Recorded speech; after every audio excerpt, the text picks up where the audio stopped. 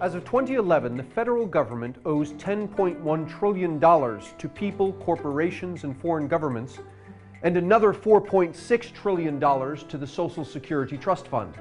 This doesn't count an additional $50 trillion or more that the government has promised to current and future Social Security and Medicare recipients that it will not have the money to pay. Let's ignore unfunded Social Security and Medicare obligations and just focus on the official debt. What does it mean for the government to carry this much debt?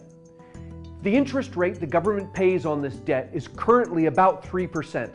That means that this year the government will rack up $440 billion in interest charges alone. According to the Congressional Research Service, the Iraq and Afghanistan wars cost about $140 billion per year.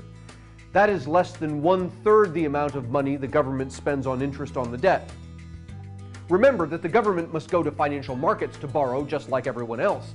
So the interest rate the government pays on the debt is determined by market forces. Today, the interest rate that the government pays on its debt is the lowest that it's been since the 1960s. In fact, just 3 years ago, the interest rate was 50% higher than it is today. What would happen if the interest rate the government had to pay on its debt rose?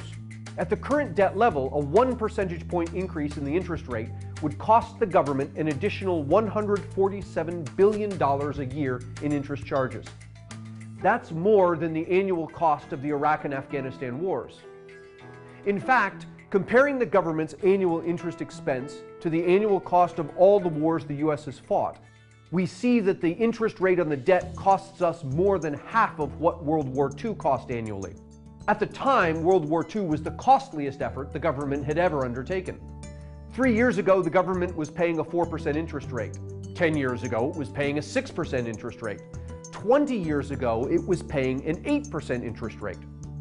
If the interest rate rises to 6% again, which historically is not only likely but virtually inevitable, the interest charges the government accrues will equal the annual cost of World War II. If interest rates rise to 8%, a level we saw only a generation ago, the amount of interest the government will pay each year will be the equivalent of waging all the wars it has ever waged combined. There are only two direct consequences of debt: the principal payments and the interest expense. Other consequences flow from these. The more the government pays in interest, the less able it is to provide services that people need. This means that the government needs to take advantage of low interest rates by paying down as much of the national debt as it can, while there's still time.